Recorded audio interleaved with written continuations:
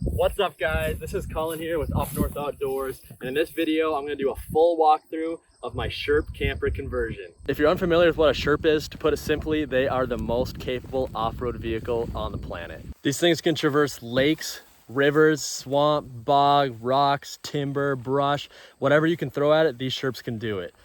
Except for fly. We're still working on that. In about 10 days, I'm actually going to be hitting the highway and hauling the Sherp all the way up to Alaska, and we are going to be meeting up with a couple of Sherp owners and living out of this Sherp in the Alaskan bush for about 10 to 14 days on just an epic moose hunt. So I needed to convert this thing so I can live out of it. So I'll start with just explaining what this machine is. This is a 2019 Sherp Pro model. This is the original Sherp. This is the original record-setting Sherp, is the Pro model. It's the first model they ever came out with, and they actually got discontinued in 2019. So this is the latest model of the 19 with the most upgrades. Still hands down one of my favorite Sherps ever made. These original Pros actually have a 4-cylinder turbo diesel Kubota engine in them. They don't have a computer system. They're before emission standards changed.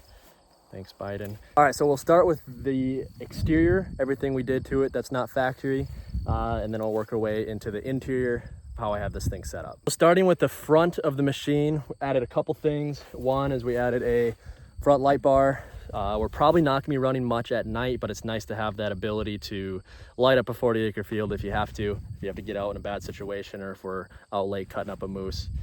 The other thing that I added to the front was actually a front receiver hitch. It also kind of beefs up this front bumper because we're probably gonna be taking down a lot of brush. We're actually gonna be not driving on a trail for most of the way.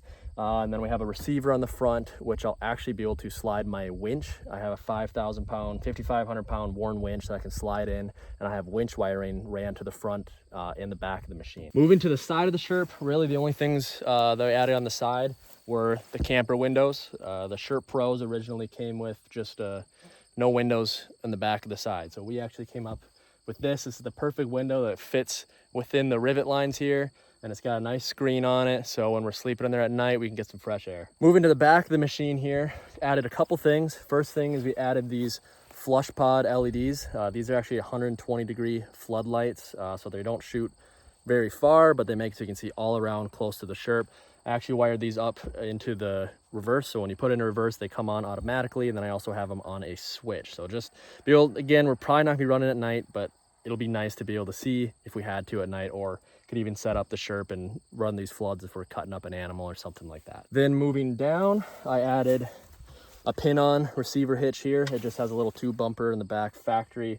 Added this one. This is actually one we had laying around. It's a little bent up, but I'm not planning on towing anything with this. Basically, I just put this on here so it's a spot to slide my receiver hitch with my winch into the back and plug it in if I need a winch on the rear. Since this hitch is just pinned on, makes it really easy to take off if I have to. If I start having trouble, if I'm catching stuff with the bottom receiver here, I can just take these pins off and rip it off if I need to. One last cool thing I want to show on the exterior, this actually isn't an accessory, and the Sherps come with this factory, but a lot of people don't know about them. If you look at the wheels here, they say diesel only on them. So these wheels are actually deep conical dishes, and there's fuel canisters inside each wheel that can hold about 15 gallons of fuel.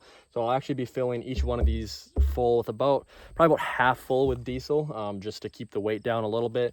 So then I can run a siphon pump and pump it into my main tank if I need to. Little crazy fact, these things are so insanely fuel efficient that if I were to fill up the main 25-gallon tank and then 15 gallons in each wheel, I could drive from here, northern Minnesota, in the Sherp, all the way to the tip of Florida, or from here all the way to Alaska without refueling. It is insane. And these canisters are just auxiliary, so if a guy wanted to, they say diesel only, but you could definitely fill one up with gasoline if you wanted. Let's say you're bringing out a generator, or you could fill one up with water, not drinkable water, but if you need water for something, you could do that as well. That's everything I added on the exterior of these machines. Some people might ask why I didn't do a bunch of crazy bumpers and brush guards and things like that. That is something you can do with these Sherps if you want to, but you got to keep in mind what keeps these Sherps so capable off-road is the fact that they're so light. This big machine only weighs 3,500 pounds. So the more steel, the more things you start adding onto these machines, the less capable they're going to be off-road, especially like in the swamp and things like that. Another thing some people like to add is a roof rack. You can build a rack pretty easily off of the roll bar system on top.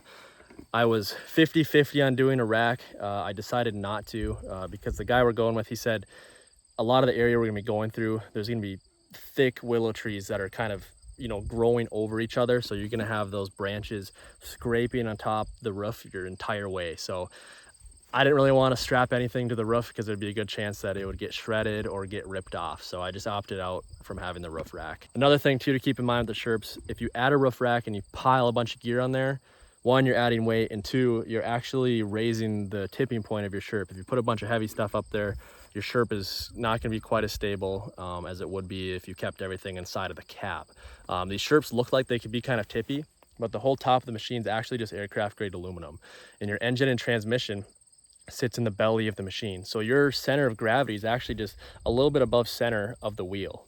So it's very, very difficult to tip one of these things over. All right, moving on to the interior of the Sherp. We'll start with the front of the cab here and show you what I added. All right, the first thing I added here in the front of the cab are actually these fans. Mounted one on the passenger side, one on the driver's side. They pivot, they're 2-speed fans, and then we wired them to a switch right here on the dash. These original Pros, one big con with them is they didn't come factory with AC. There's probably about 300 of these Sherps in the United States. There is about 12 floating around there that do have a custom AC kit that a guy did in Texas. But the draw with that custom AC kit is it takes about 5 horsepower. Now, that doesn't sound like a lot, but when these are 44 horse engines, it really sucks the power. So I'm in a machine here without AC. I'm gonna be early September in Alaska. So it shouldn't get too hot, but it could definitely be in the 60s during the day, depending on the weather. So these fans, super nice, move some fresh air around in the machine, especially if we're having to have the windows closed going through thick brush or swamp. These also work great in the wintertime because your front glass can definitely start icing up if you're mouth breathing, fogging up. So these fans really, you can point them on your window, get the air moving, keep things defrosted. The other thing I added up front is a Garmin GPS. This model right here is the Garmin Tread. I was 50-50 on the Tread and the Tread XL. The Tread XL is actually what a lot of Sherp owners in Alaska run. Not even just in their Sherps, but a lot of them bring them with them in their airplanes and when they're taking their ATVs out, things like that. This is what everyone loves to have up there. It's like the best off-road GPS on the market. It can do everything that you want and more. I opted for the normal Tread just because of visibility. So like in the Pros, there's not very much space to put this. Like even you can see where this is, it's kind of blocking some of my side window vision there. And if I went with the XL, it's just so much bigger. So decided to go with the smaller one, just so I can see better. These things are awesome. I can also link my Garmin InReach with it. So if somehow I was in a horrible accident or something and can't reach my InReach, it's on my chest, I can reach and hit the SOS button right on the screen right there too. And I can text from it and stuff like that as well if I don't have my Starlink hooked up. Those are the only accessories that we added up front. Not a ton of space to be doing stuff up here. But real quick, I will kind of show you some of the other features of the front in case any of you guys are new to Sherp. So on the front, you got this window. You can just open and close it. I like running with it open unless it's really nasty outside. Up here, we have a backup camera. Flip a switch right there, shows the backup. There's some pretty nice storage cubbies up top here. That's a nice thing about the 2019s and late 18s. The 2017s actually didn't have any of this overhead storage at all. It was basically just like an empty box in here. So it was you really didn't have anywhere to put stuff, just even like phones, things like that. We got USB chargers, got my GPS charger plugged in there. This actually charges and you can actually take it off of here and use it independently for quite a few hours, which is pretty cool. Got overhead storage on this side as well. And we got more USB chargers and another 12 volt right there. Looking down here, you got your 2 seats, driver and passenger. You got your 5-speed manual stick. You got your main power kill, your ignition, emergency engine kill.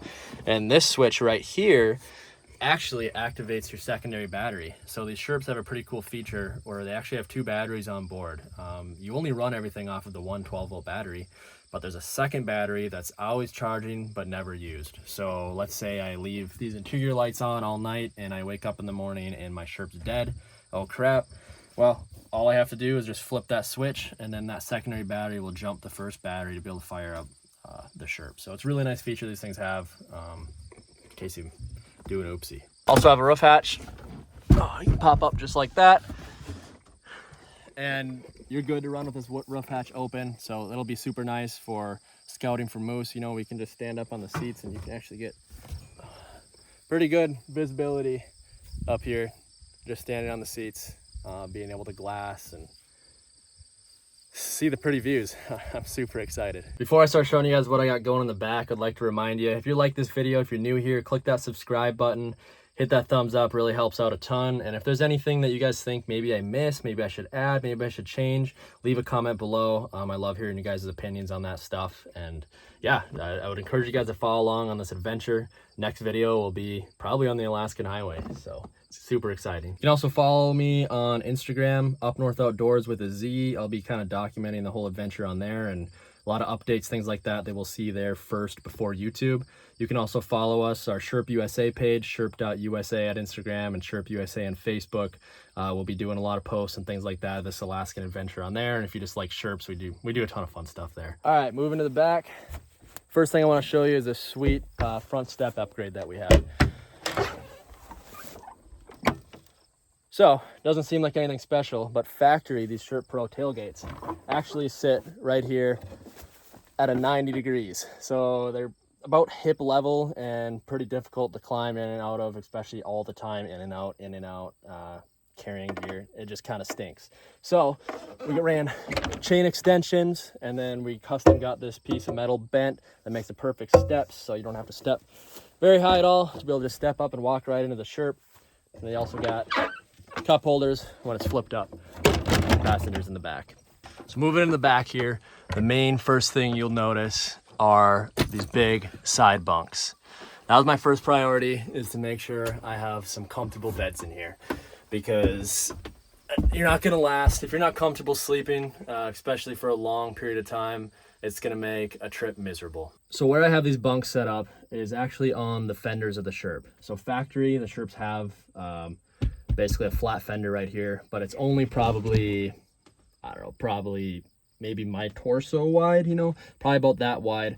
And they have these little flaps you can flip up. That's actually what these straps are for, and tighten down so it kind of cinches in half your body, and you can sleep in them that way, which if I was only staying in one for a night or two, sure, that'd be fine. But staying in one for a couple weeks, I just have a feeling that would get really uncomfortable really fast. So we actually built these bunks out of plywood, kind of measured the best size to fit 2 of them in here, because my buddy's going to be camping with me in here too. So it's going to be pretty tight. So we kind of had to find the best way to utilize space. And this width ended up being perfect. And then was still able to keep a good walkway in the center to get in and out and access the front and back of the Sherp. So we cut them out to size. Mounted just put a little board on here, a 1x3, to just kind of hold everything in and keep you from being able to roll out. And then we actually attached these to the Sherp with zip ties. So the Sherp has this fabric panel right here. You see all these little loops coming through here. This is what holds these fabric walls and insulation on the Sherp. And they utilize these little mini D-rings right here. So I just ran a big industrial grade zip tie, drilled holes in the wood, and ran those all the way down, and actually holds this thing in super tight, super sturdy. There's no way you're pulling this away from the wall. And then to add just a little bit of extra rigidity, if that's a word, added ratchet straps on the back with an eyelet there to hold them up, just for getting in and out, especially because, as you can kind of see in here, I'll try to show you, the engine tunnel towards the front sticks out, so you get a lot of support from that engine tunnel as well. It's a lot wider, so when you're pulling down and getting in and out, there's not really any weight. It's kind of all going into the engine tunnel. But on the back it's more narrow. There's not as much space here. There's a lot more of the bunk sticking out. That's why I added this strap here. So then if you're climbing in and out, you know, all that isn't just going on those zip ties. Then I cut out a chunk of my favorite mattress pad. This is like a 2 or 3 inch pad, and it's got the cooling gel inside of it, help it not be quite as sweaty. Cut that out for my bunk here. My buddy Brian's bunk, I'm waiting to hear back from him if he's got like a favorite sleeping pad or something that he wants to use. Otherwise, we'll probably cut out another chunk of foam for him on this side as well. Another thing that I added on these bunks were actually these little D-rings right here. So I added some on the side, and then added some right there.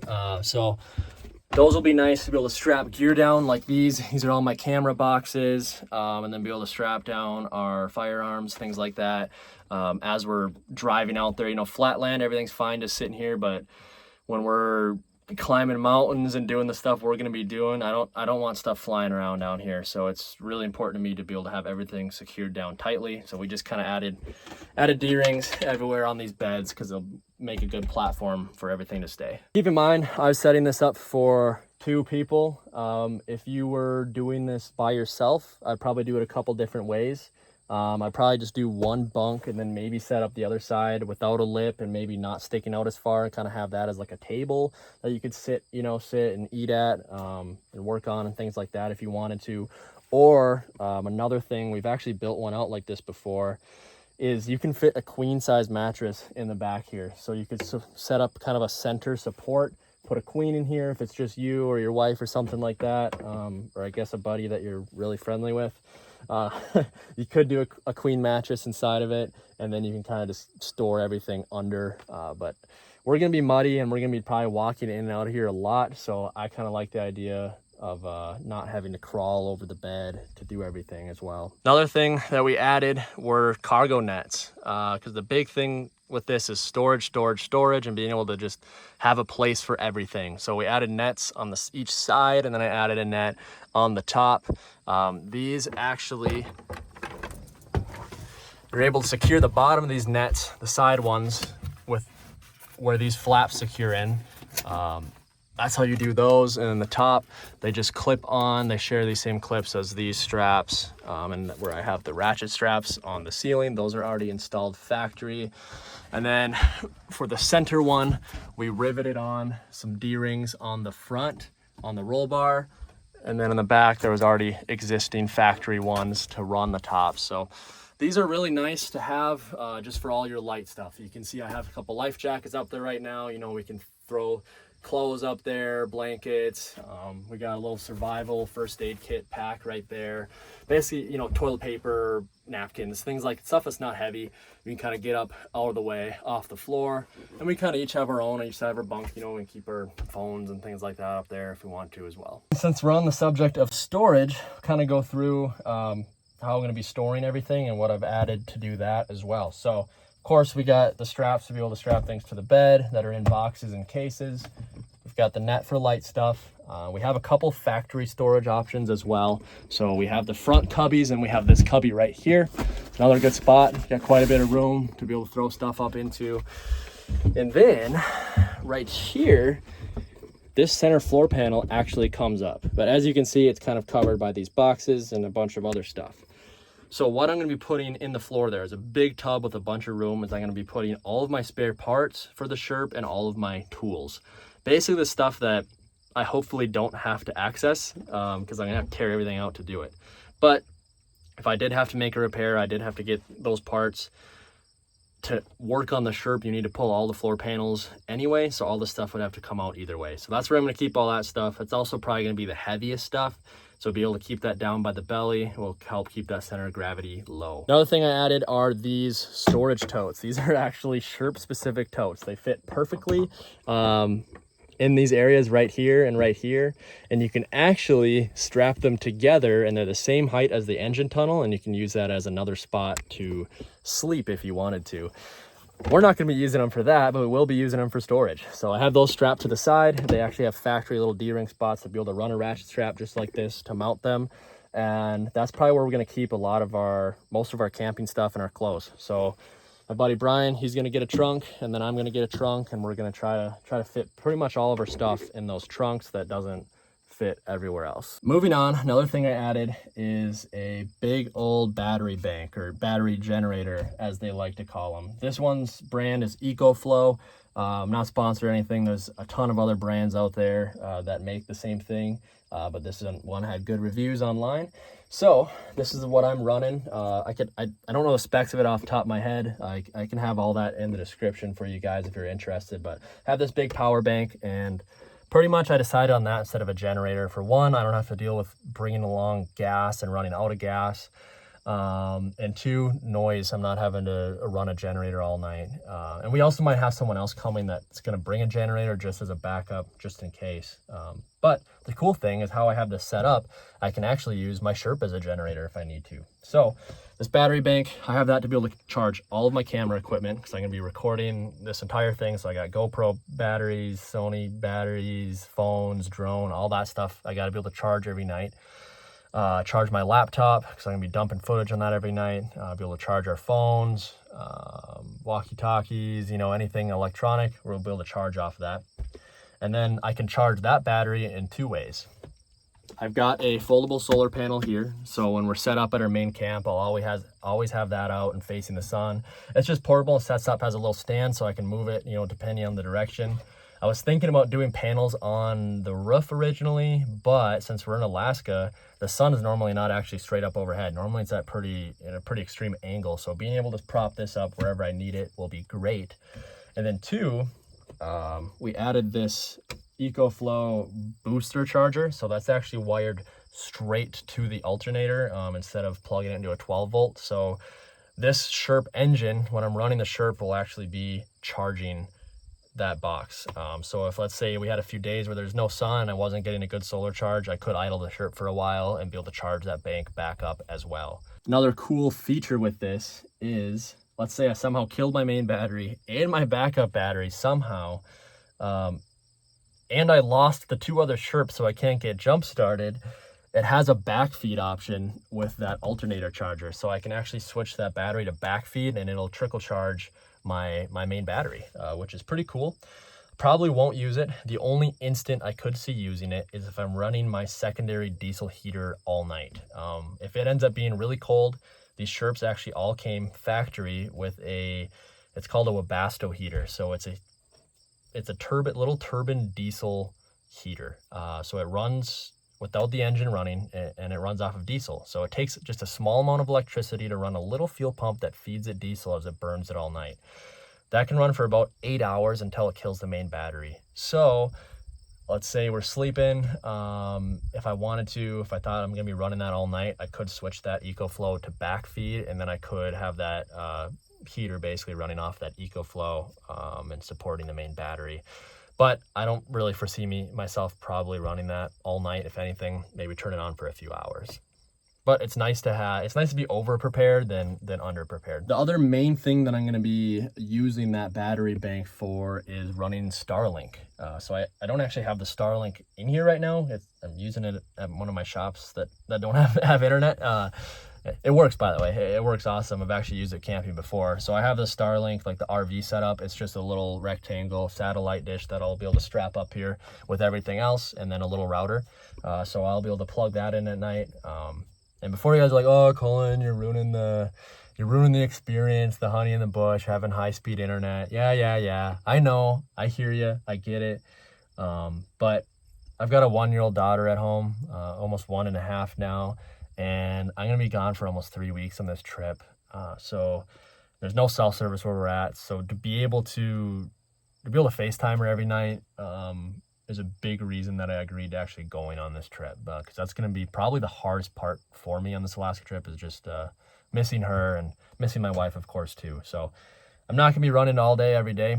Probably turn it on for an hour or two every night.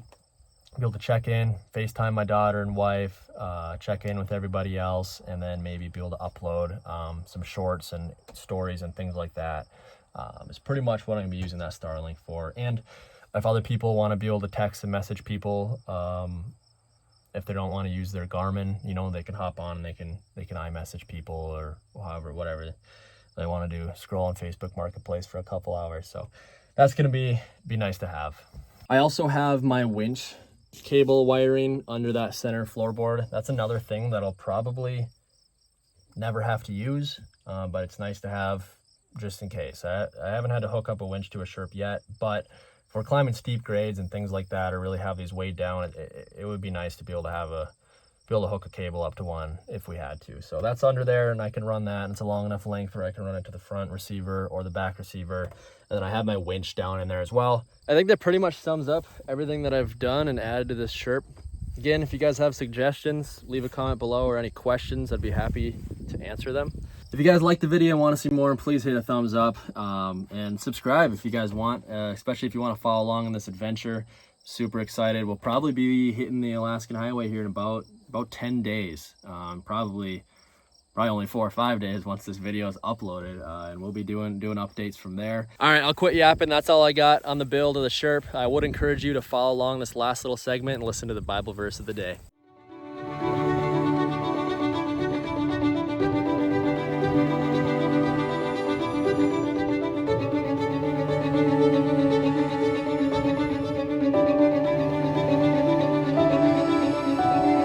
All right, guys, before I wrap up this video, I just want to read you a quick Bible verse of the day. This is 1 Corinthians 10:13. No temptation has overtaken you except for what is common to mankind. And God is faithful. He will not let you be tempted beyond what you can bear. But when you are tempted, He will also provide a way out so that you can endure it. So if you guys are, down, feeling weak, you're feeling tempted, just feel like you just can't, can't bear it, and you're wanting to sin, just remember that God never lies, and God promised us that He'll never let us be tempted by something that we can't bear, and there'll always be a way out through Him. So I encourage you guys, if you're struggling with anything, reach out to God, pray about it, and you can get through it. And if you guys are listening to this and you haven't accepted Jesus into your heart, I just want you guys to know that He's real. Can't explain it all, but I mean, I've felt Him in my life. I've seen him at work. I saw Him at work last weekend, and I really encourage you guys to take that leap of faith. The only God out there of love, the only God out there of all the religions that you can be forgiven. It's about forgiveness. So no matter how bad you think you are, He'll accept you with open arms. So something to think about anyway. But anyways, God bless, guys. Jesus loves you. I'll see you in the next video.